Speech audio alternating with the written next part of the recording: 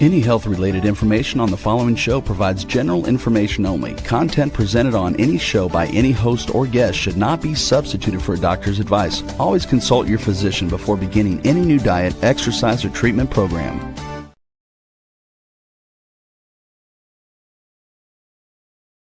For centuries, ancient cultures knew the secrets to longevity, vitality, and feeling. Now, modern science is catching up.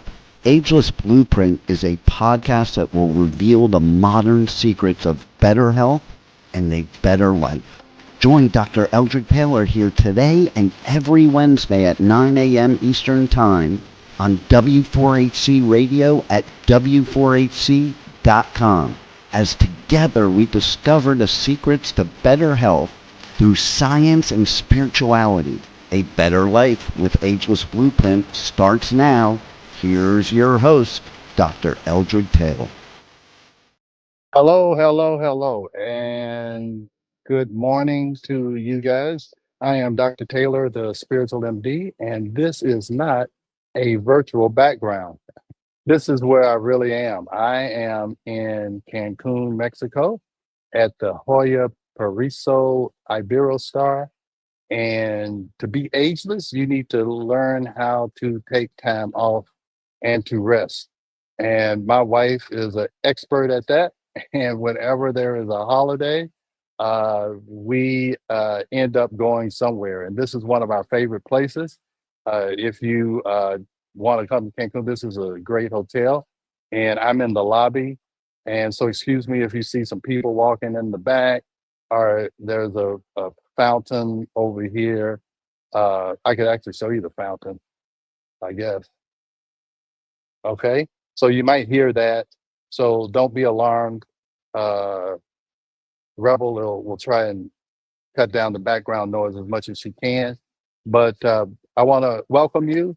I'm Dr. Taylor, the Spiritual MD, and my flight leaves a little bit later today. But at first, I was going to, Rebel said, hey, why don't you just replay one of your other previous podcasts? I'm like, no, I want to show you guys I'm dedicated to this show. I'm dedicated to you. I'm dedicated to show up where I'm supposed to show up if there's any way possible. So I found a little spot here, and we're going to go ahead with the show. Right, Rebel? Nothing's going to stop us. Nothing's going to stop us. And I don't hear the fountain, but it looked beautiful. Okay, good. So let's get started. So today, what I want to talk about is, we're talking about being ageless. So you always want to know where you're starting from. Okay, is that how bad am I, or how good am I? How concerned do I need to be about aging, and am I aging appropriately? Am I aging too fast, or am I slowing down aging? Well, I'll tell you, there's a lot of high price longevity programs out there. And I'm not saying there's anything wrong with those. I'm actually going to start, not high price, but in the school group, that's a part of one of those programs. But there are some very inexpensive things that you can do. And of course, for some reason, there's a bunch of noise right when I get ready to start. This guy, he's taking luggage. But anyway, there's a lot of cheap things that you can do that don't cost any money. You can figure out where you're starting from, and you can do things to improve your health, and you can track it yourself. I'm always about, you cannot manage what you cannot measure. And so you always want to be measuring how you're aging, and you can do a lot of this at home. Okay. So we're going to talk about, I think it's 5 things you can do that don't cost you much money at all. Some things don't cost you anything. And you can figure out where you are in this aging process. Okay. So let's get started. We'll go with the first slide. Yeah. All right. So ageless function tracker.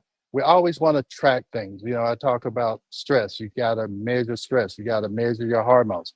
You have to measure in order to know how you're doing. Okay. I'm going to talk about later on, is you want to measure how you meditate. Okay. I'm a big believer in meditation. So we always want to measure and see how we're progressing. All right. So I think I can control the slides here. Now, this is what I woke up to this morning. All right.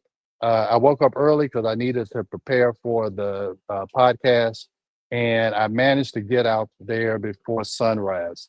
So, this is the Maya Riviera area of Cancun, and that's the sunrise. And I'm going to tell you a part of being ageless is being grateful for the sun to rise every day and you're alive to see it or experience it.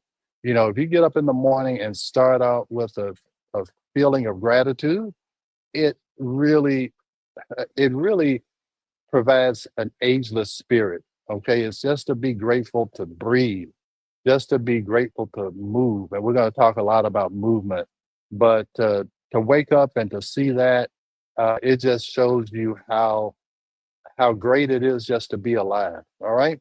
So if you come here, you get one of those rooms and you get to see that. All right. So hopefully that brightens up your day, uh, and just see how uh, that light can shine and brighten up your day. Okay. So hopefully if nothing else, that helps you just to see that. And I'm not doing it to make you jealous or envious.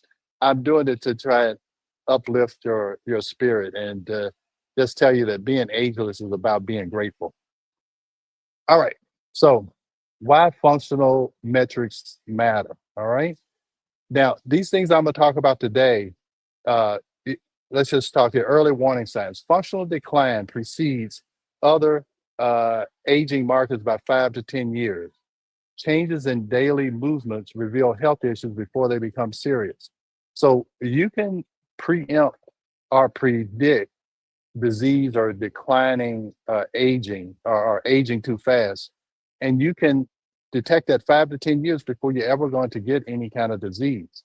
So you want to pay attention to these metrics so you can intervene way before anything is actually perceptible to any doctor that something may be wrong. Okay.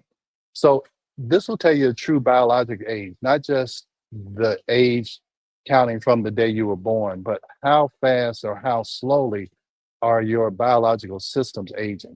So grip, how strong you are, your gait, how fast you walk, or how long are your strides. Balance reveal actual aging status regardless of chronological age. These reflect integrated neurological and muscular health. So, in order for you to move, and that's why movement is so important, is a lot of things have to be coordinated. Okay, the left and right side of your brain, your spinal cord, everything has to be working in harmony for you to be able to move without having to think about moving. Okay. You know, when people have lost uh, their ability to move from a stroke or whatever, they have to start thinking about how to move. So you want all of those circuits to be connected so you don't have to think about doing daily activities. So it's a superior predictor. It outperforms blood pressure and body mass index for longevity prediction by up to 3 times. Functional capacity correlates more strongly with mortality risk. So just by measuring these, you can decrease mortality. Okay. So again, I can't tell you how important these things are. So actionable insights. Unlike genetic tests, these metrics provide immediate feedback, improvable through intervention. Small improvements yield significant gain in independence. So these metrics are used worldwide to assess elite athletes and aging adults. These tests have decades of validation across diverse populations. So this is the thing when I'm talking about going to a regular, going to a doctor. They are looking for disease. They're looking for what has happened 5 to 10 years after you could have identified some things that you needed to improve. So that's why I say every person has to be their own health advocate. You cannot depend on the government, on Medicare, Medicaid. You can't depend on that. You got to depend on yourself. You have to be independent and you have to take control of your health. And this is a way that you can do it. All right, so grip strength. Now you can get one of these on Amazon for like 19 bucks. I have one. I meant to bring it so I could show it to you, but this is just measuring grip strength. So you can use it's a called a danometer. All right. So you sit with your elbow at 90 degrees. You can read this. I'm going to have a downloadable PDF where you can look at all of these. I'm going to add that to the podcast as a link. But you sit with your elbow at 90 degrees and you squeeze that and you do it 3 times. All right, 3 attempts per hand, 60-second rest in between. And you record the highest value for each hand. And these are the target goals over here. I won't go through all that. Again, I'm going to give you a PDF where you can have all of this. And actually, I'm going to download a tracker that you can use. So what does it indicate? It reflects your total body strength and fertility risk, frailty risk, okay? It predicts all case mortality. Is 25% stronger grip equals a 17% lower mortality risk. And you can improve this with practice, like with anything, you can improve it. And with that, you're going to decrease your mortality risk by 17%. It also indicates brain and cognitive health. So again, in order for you to grip or do anything, your brain has to be able to fire all of these neurons to do this and do it with power. So a weak grip equals longer recovery times. So Dr. Taylor, it's yes. we have a question. Can you improve your grip if it's not as strong as it is? Or, Yeah, it's just by practice. It's just like anything. You practice it and it can get stronger. Okay. So here it says regular testing helps to identify early muscle loss and nervous system changes. A 5% improvement. I'm sorry, I went back. But yeah, you can. Significantly impacts health outcomes and independence. So yeah, with any of this, we're going to talk about how you can improve it. So and I want to get across one thing is that if people think, and we talked about this last week, that I'm genetically weak or it's things that I cannot change. Yeah, in some cases there are when you have some type of debilitating disease like ALS or whatever. But almost any other metric here, there's ways you can change it. And I'm going to show you at the end the things I've done to change it. I'll show you the proof and how I've measured it. So again, I'm not telling you something that I haven't done myself. And with everything we've done in our practice, almost we've done it before we've ever advised the patient to do it. So these are all things that you can improve, no doubt about it. All right. So let's go to the next one. Sit to stand. And this is important. That's why when you go to the gym, they're always trying to get you to do squats, because the ability to stand up without any assistance from your hands is very important. So what you're supposed to do is sit centered on a standard chair, like 17 inches in height. Your feet are flat and your shoulder width apart. You cross your arms over your chest. You keep your back straight throughout the test, and you stand up completely upright, return seated position without using your arm. And you'll see people, make all kinds of groans and grunts to get up and pushing and scooting to the end of the chair. All of those are bad signs, okay? You should be able to stand up, sit down, okay? And you're supposed to do it. You're supposed to repeat it for 30 seconds. And you want to try and get to 12 to 19 reps. That indicates good fitness. Age targets, again, I'll show you all this. At certain ages, you're expected to do more when you're younger and less as you're older. But if you can meet the goal of a younger person, then that tells you that you are slowing down your aging process. So what are the benefits of this? You measure lower body strength, balance, and cardiovascular health. It predicts fall risk. So, people talk about osteoporosis and taking medications for osteoporosis. Well, let me tell you, bone health is important, but the key is that you don't fall.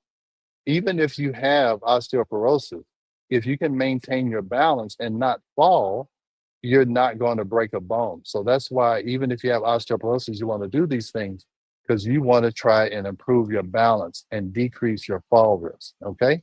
So each additional rep correlates with 14% lower mortality risk. Improving by just 2 reps can significantly extend your health lifespan. Now, this test stimulates a movement performed 30 to 50 times daily. Regular practice strengthens key muscles and improves functional capacity. Those with knee or hip concerns should consult a healthcare provider first. So yeah, you don't want to, if you've got a arthritis in your knee or whatever. But I still think that doing this exercise is going to help increase the mobility of the joints. Okay, so that's test number 2. Just being able to stand up without any extra assistance. All right. All right. So let's go to the next one. Gait speed. So I'm showing my age, and Rebel, again, I don't want you to uh, divulge your age, but if anybody used to look at the Carol Burnett show and would see Tim Conway act like an old man and shuffle his feet, have you ever seen that, Rebel?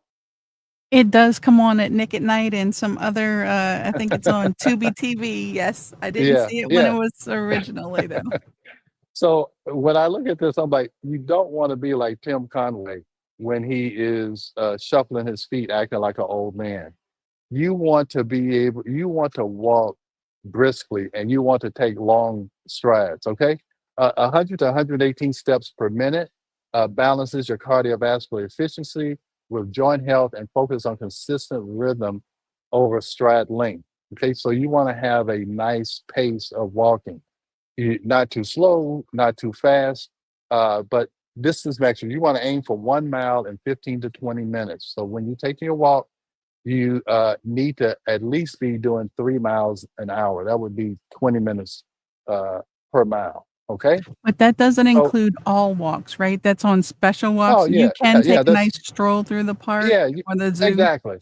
Hey, in this hotel, I love walk slowly so I can try and see, all of the things that are going on. But yeah, if you are taking a walk and you're doing it for health benefits or to decrease aging, you want to be at a reasonable pace. Okay. So yeah, I mean, when you say stop and smell the roses, yeah, you want to do that also.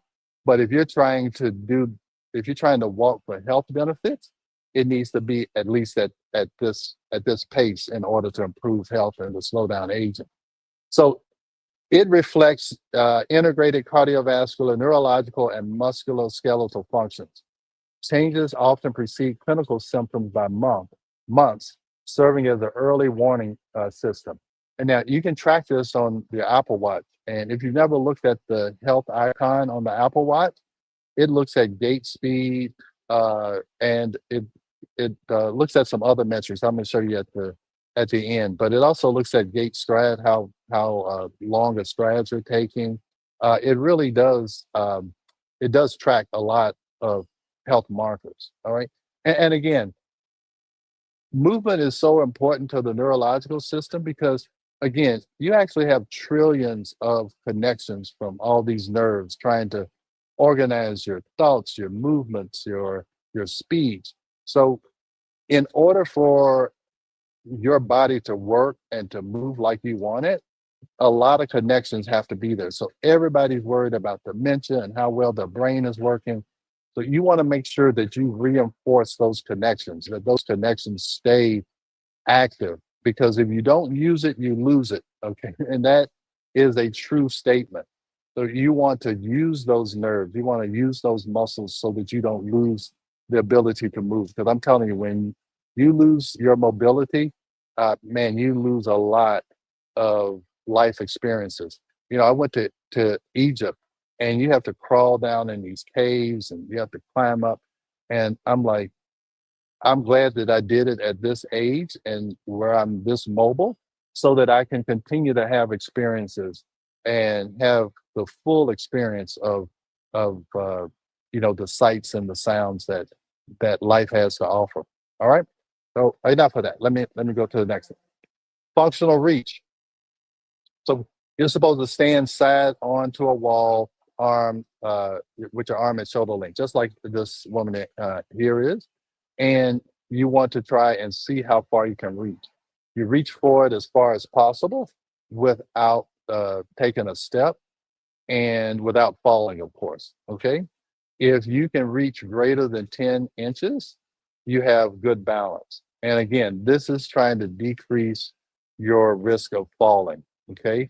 How well can you reestablish balance if you miss a step when you're going up or down the steps? If you don't see the curb, how quickly can you regain your balance. So the more you can reach and not fall, it is going to strengthen your ability to maintain and restore balance. All right. Now here's another one. Now this can be a little challenging, and you want to make sure that that you have some support that you can grab onto when you're first starting this. Okay. So this is a single leg balance. This assessment evaluates vestibular function, and that's the back portion of your brain that looks at balance. It's connected to your inner ears and everything. So it's looking at neuromuscular control and stability. And while balance naturally declines with age, regular practice can maintain and improve it. So first, you're supposed to try and stand on one leg with your eyes open. Okay. So you stand on a firm, solid, level surface. You lift your foot approximately 6 inches, and you don't have to pull it all the way up to your knee like that. And your target is, again, it's age related. At 40, you should be able to do it for 40 seconds. At 50, 30 seconds. At 60, 20 seconds.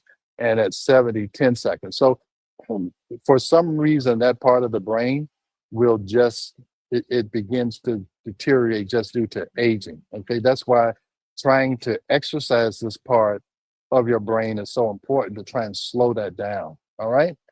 Now, here's the real challenge when you try and do it eyes closed, and the target is just 10 seconds. Because in order to maintain your balance, your body needs to be able to sense where it is. Okay. But the younger you are, your body's able to do that better than when you're older. Okay. Is that you can close your eyes and still maintain your balance on one leg.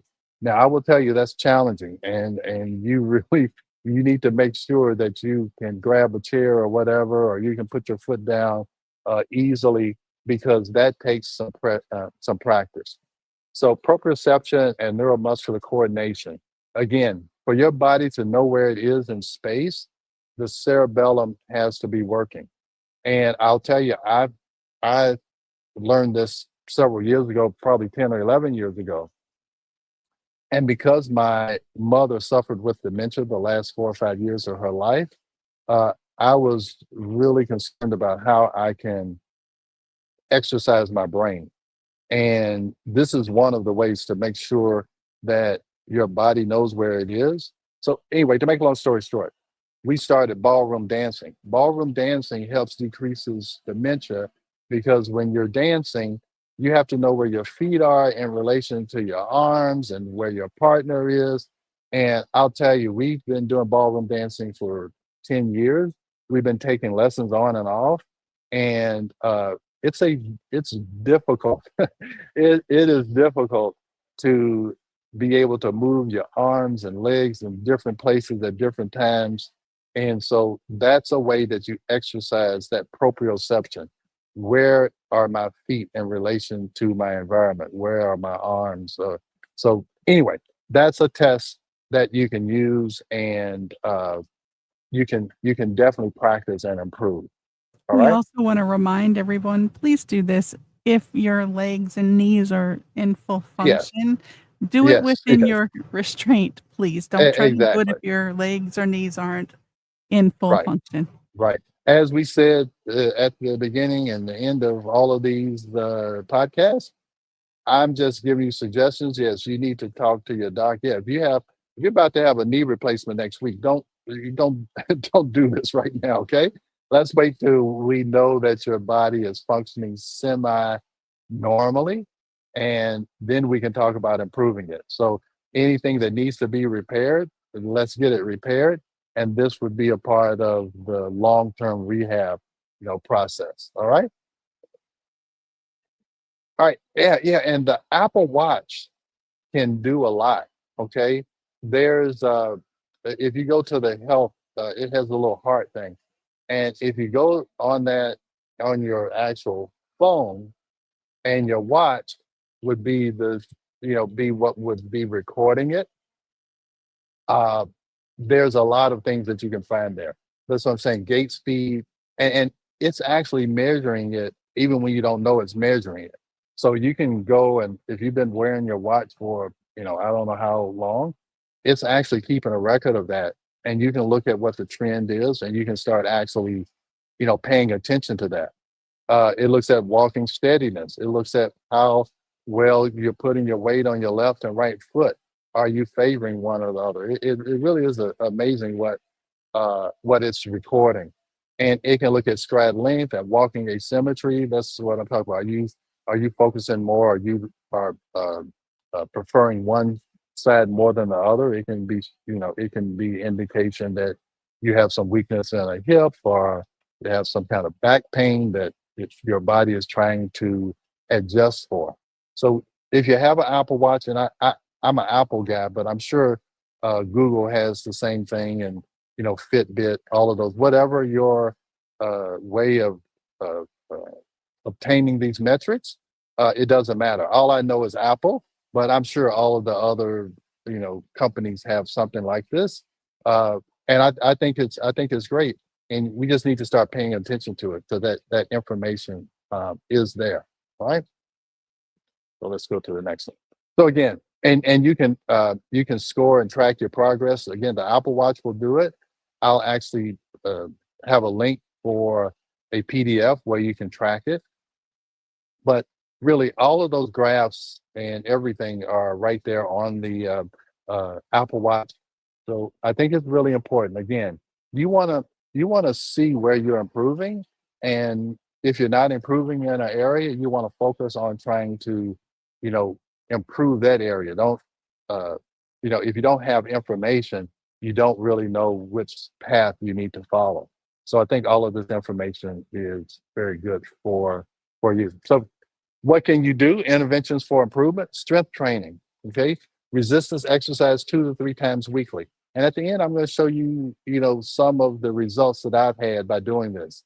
Uh, I work with my trainer 2 days out of the week on Wednesdays and Saturdays, and I'll show you some of my results. And you want to focus on grip strength. He has me, doing pull-ups. I got to have a strong grip for that. All right. You want to focus on grip. You want to focus on leg. I hate leg day, but he makes me do it. I have to do my squats and do all of the leg stuff. And you have to work on your core. So you use progressive overload by gradually increasing the weight as you adapt. And I think that's why you need a trainer, because he pushes me. I will say, hey, look, I don't think I can do this 8 times. And then I do it 8 times and I'm so excited, and I don't think I can do this at this weight. And he says, let's give it a try. So now I've learned to stop saying that I don't think I can do that, because I think I told you last time, if you go in there and think you can't lift that weight, you're never going to lift it. All right. Now, the other thing you can do, there's peptides. All right. Peptides like apithaline, and that's going to be a part of our longevity program. Apithaline increases something called telomeres, and telomeres are the tips of your DNA chromosomes. And everybody talks about it's like the tip of a shoelace that protects the shoelace from unraveling. Well, the telomeres, what they do is they keep the DNA from unraveling. You can think of it like that, because the shorter the telomeres, the shorter your lifespan. So you want to increase your telomere length. You can do that with some of these things I'm talking about, the strength training, the meditation, all of that. But you can also do it with peptides. And the Apithaline is one that increases telomere length. And I think it's a part of any longevity program. You do it, it's an injection that you give yourself 10 days twice a year for the first year. And then you can do it like once a year, once every 2 or 3 years. And there's tests you can do to look at telomere length. That's one of the tests we can provide. And then there's a peptide called BPC 157 that supports tissue repair and recovery. So if you do have a knee operation or anything like that, BPC 157 helps to increase your ability to repair tissues. And consistent tracking is to really pay attention to these metrics. And it's just like when I go to the gym and I'm able to lift something that I wasn't able to lift before. Uh, it it it gives you that small victory that motivates you to keep going. Okay, so that's why I think measuring is so important. So expect nonlinear improvements. You're not going to always have a good day. Sometimes I can go in there and lift the weights, and then sometimes I'm just not feeling it. And you want to have a trainer who can kind of tell that and doesn't push you when you don't need to be pushed. Substantial early gains followed by plateaus. And again, that's why I think you may need a trainer so they can change your workout and they can see what's not improving at the correct rate, and they can change your workout. And that's what he does for me. Uh, Show significant functional improvements require 8 to 12 weeks of consistent practice. And again, after the commercial, I'm going to show you some of my results so you can know that it's possible that a 64-year-old man can change a lot of these metrics. And it probably took me, I started really doing this probably August of the last year, so it hadn't even really been a year.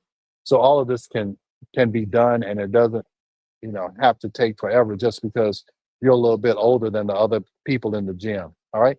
I think it's commercial time, right? Right, Rebel? And then I'm Yes. gonna come back and show you some of the things that I've been able to improve. Okay. Sounds good. Here we go. All right. We are going to a quick break, so stay with us as we explore the ageless blueprint right here on W4HC Radio and Talk4 TV. An ancient secret with a modern twist for better health and vitality. Dr. Taylor will be right back. Taking care of your health shouldn't mean taking a handful of pills every day. At Taylor MD Formulations, they create doctor-developed supplements that combine the best natural ingredients so you get the results you need with fewer pills. Taylor MD Formulations is backed by science, designed for real life with real results. Less pills, better health, doctor approved. Shop now at TaylorMDFormulations.com and discover smarter supplements for smarter health. That's TaylorMDFormulations.com. We are back for more of Ageless Blueprint. Once again, let's join Dr. Taylor for more insights and research on the ancient secret to better health and a better life in modern times. Here's your host, Dr. Eldred Taylor.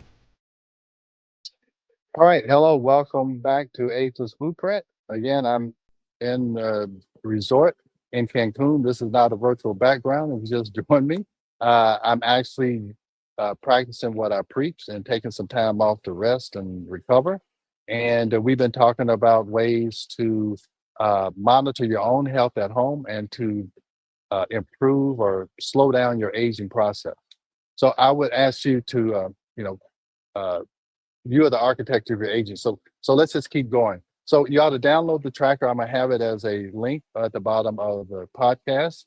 And you want to begin with your baseline measurements across all the 5 tests. And you want to identify your strengths and your areas that you need to improve. You monitor your progress. And again, you celebrate your achievements. Again, when I can lift something that I couldn't lift before, I celebrate. Okay.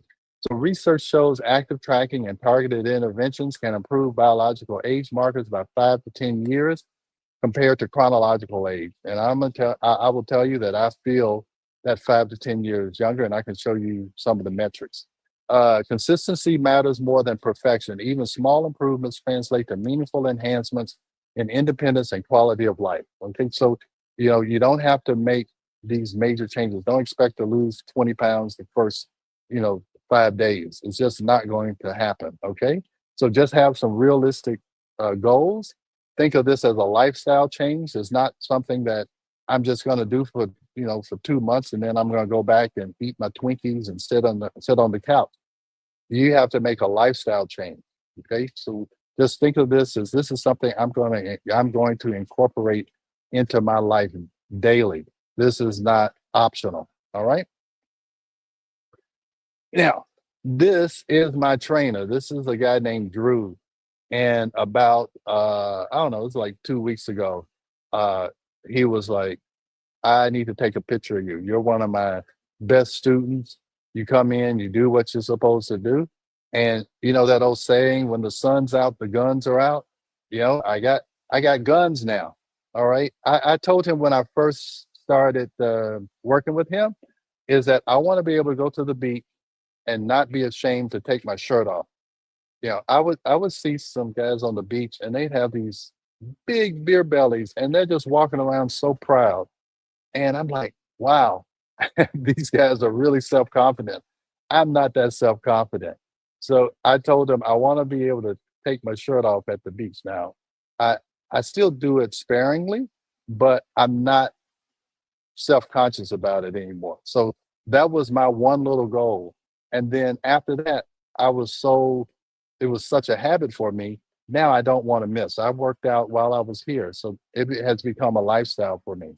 And not only do you want to measure your body, well, let me go to the next slide. I'm gonna come back to this one.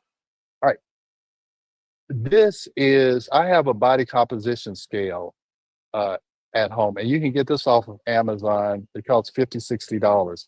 Anybody we have on a weight loss program that we're doing long distance and they're not coming to the office, we ask them to buy one of these scales because not all weight loss is good weight loss. All right. You want to make sure that when you're losing weight, you're losing fat and you're not losing muscle. That is so important as you age that you don't lose muscle mass.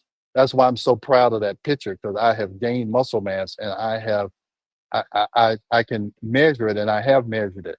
So I think, okay, yeah, this is visceral fat. So this is the fat that can kill you. All right. This is the fat that's inside in your omentum that carries all of these toxins. And over the last 263 days, my visceral fat has gone down by 7 pounds. And that's probably the most important thing for me. Okay. Is that dangerous killer fat I've been able to decrease by 7 pounds. Uh, that's probably what I'm most proud of. And how did I do that? Probably by changing to a plant-based diet. I eat meat very sparingly, and usually, if I do eat meat, it's some wild caught fish. But the plant-based diet is, I mean, that's just a part of me now. It's not that I try to resist having meat, I just don't want it. And it helps me to control my weight. And you can see in a plant-based diet, my muscle mass has increased by 5 pounds over less than a year. That's not supposed to be really possible. Okay. That's why my trainer was so proud of me because uh, I had gained this muscle mass by working with him. And at this age, that's not supposed to be very common. And this is my skeletal muscle. It's gone up by 10%. So I'm very proud of that, and I keep working it. I don't want to see any dips in it, so I do this. I usually weigh myself every 2 to 3 days, and I want to make sure that I'm on track with this. All right, so I'm not bragging, but I'm just telling you this is something that can be done. And I only go to the gym twice a week, Wednesdays and Saturdays, and I go for an hour.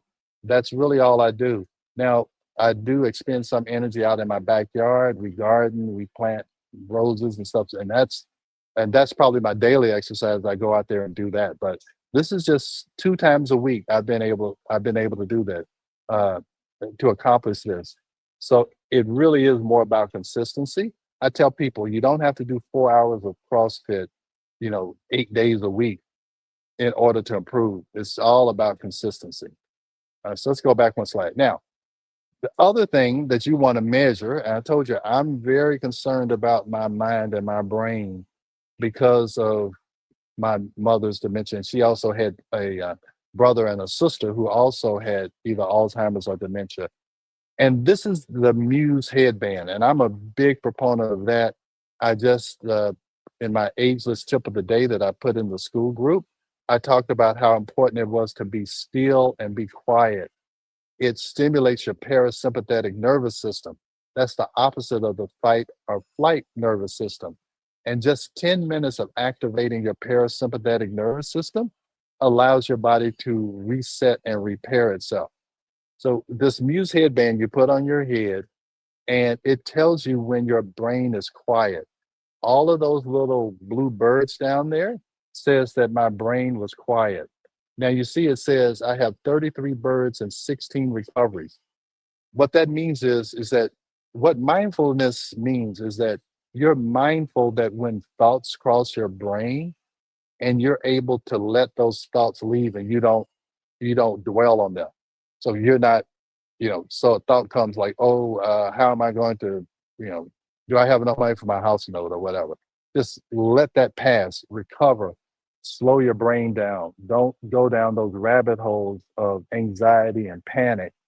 How do you control your thoughts? The secret formula is that if you can control your thoughts and you can control your breath, your heart rate will go in rhythm with that. All right. So that's why breathing, when they meditate, they talk about focus on your breath. And this is cognitive performance. And again, you have good days, you have bad days. This is today. This is May 28th. This is what I do in the morning. Okay. I'm telling you, when I'm telling you I have a routine, I have a routine.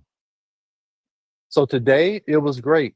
Now I'm going to tell you, when you really do deep meditation, I have reached this optimal level when I'm really focused and I do more than a 15-minute meditation. So this is telling me that my cognitive performance is great. That is very, very important to me. And then you look here, it's brain recharge. Am I overworking my brain? No, I have my sleep last night, my meditation has allowed my brain to recharge. Okay.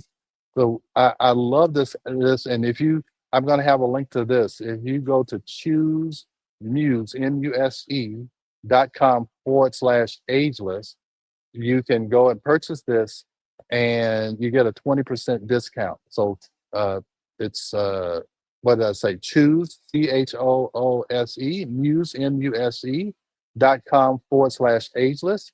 And you can get this and you can do it and you can track how well your brain is working, and it allows you to know if you're meditating correctly.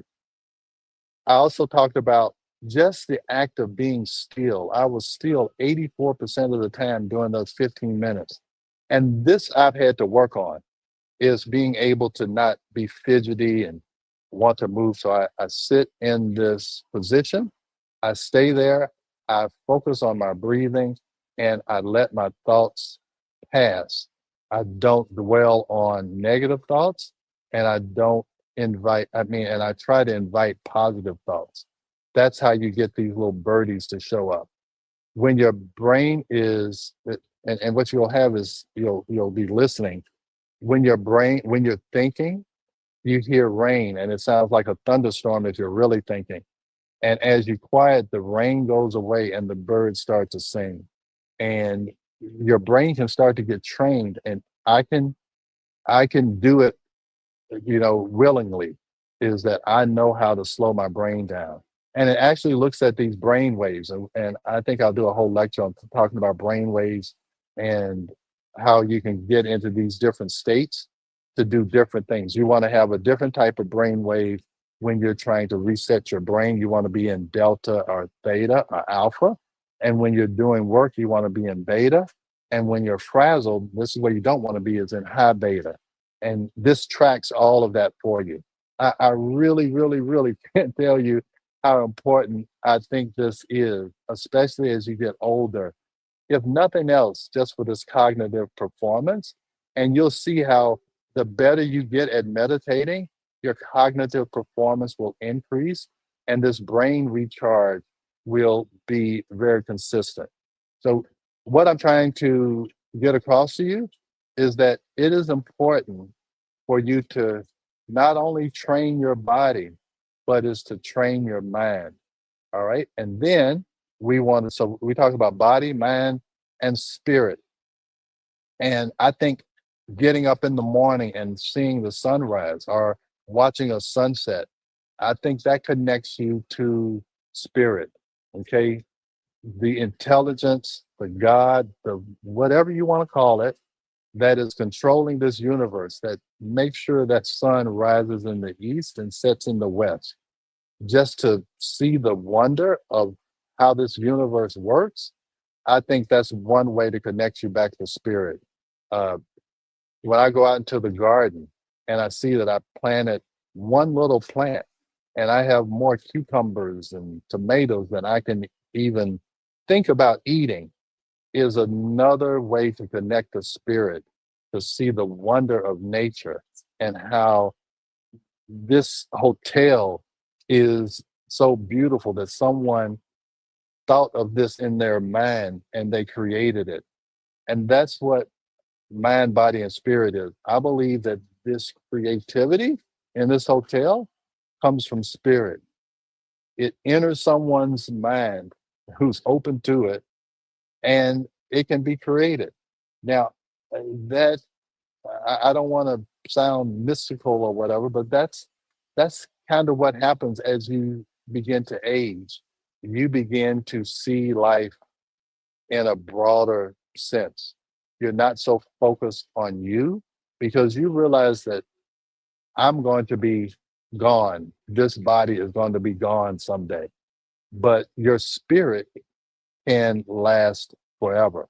You know, my parents' spirit is in me, and hopefully I'm relaying that to my kids or whoever I'm around, that the spirit that I have is projected in this podcast and projected in anything that I write or anything that I say, is that I'm trying to project this spirit of my love for humanity and my love for educating people on how they can live life fully.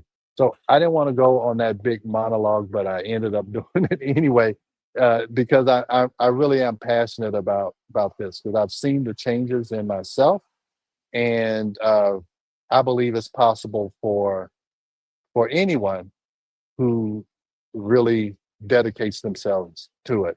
And even, you don't have to do everything. Just do one thing. Just work on your grip strength. Try to stand on one leg today. See how long you can do it. And just do that for a week and see how you improve in a week just by trying to stand on one leg for 10 seconds and then do it for 15 seconds and then do it for 20 seconds. And then when that gets easy, try to do something else. Order the dynameter from Amazon and try and increase your grip strength. Just practice and see if you don't improve. So, Rebel, any questions? You got any questions? Yes. For yeah. multitaskers, would it blow it Okay. off the chart? Oh, If, was that? if you were doing that measurement and you're multitasking and just a mile a minute on Oh, and brainwaves, that would it blow it off brain. the Oh, chart? yeah. It might explode, and that's what we're trying to. That's what I've learned, and no one can really multitask effectively. Okay, if you are multitasking, you are not focusing enough on that one thing to get it done in the best way possible. You're really better off focusing on task number one, completing it fully, task number two. Because here's what happens: you end up, and I even do this when I'm trying to think about, hey, what podcast I'm going to do. I'll start to, oh, how to do this, I ought to do that, I ought to do this, and I end up having all of these partially done presentations. I'm like, okay, wait a minute. And Rebel, that I told you, I said sometimes I think that I've sent you the title and I haven't. And I think that's because I'm multitasking. But anyway, is that doing the meditation will help you to slow your brain down so that you don't think that you have to do 10 things at one time. Okay. But I do So, have to do multiple things at one time. well, I can't slow down. well, this is what I would tell you is that while you're at work, you got to do that. But the key is, can you control that? So when you leave, can you leave all of that behind and slow your brain down so that you're not thinking about those 20 things you have to do or you had to do when you're at home eating, trying to relax, trying to sleep. And I think that's what happens. You can't turn your brain off. And that's why I was saying that how many birds and how many recoveries, how quickly can you recover if your brain does start to wander? And that's what I think the practice is. You can multitask, but then after the multitasking is over, okay, I need to shut my brain down because I need to relax and I need to eat. I need to go to sleep. I need to recharge my brain so I can go back to multitasking tomorrow if that's what your job requires. So anyway, I know it's time for us to go. I hope this was helpful. I'm going to make sure, and Rebel, can you make sure I send you those links so we can add it to the podcast and make sure that I give them what I promised them? Absolutely. So we're going to put it in the show notes. Yeah. So I'll send you that and we can put it in the show notes so you guys can have those trackers and anything else I told you I was going to provide the link for. Oh, and for that Muse band, I would tell you to really do that. I'm gonna put that link down there too. I think that's really important. And so Absolutely. long from Cancun. I gotta pack and get ready for my flight back to Atlanta and get back to the office tomorrow. Safe travels. Safe travels. Have a All good right. one. Thank you. Bye, All right. Bye everybody. bye. Thanks for joining Dr. Taylor today.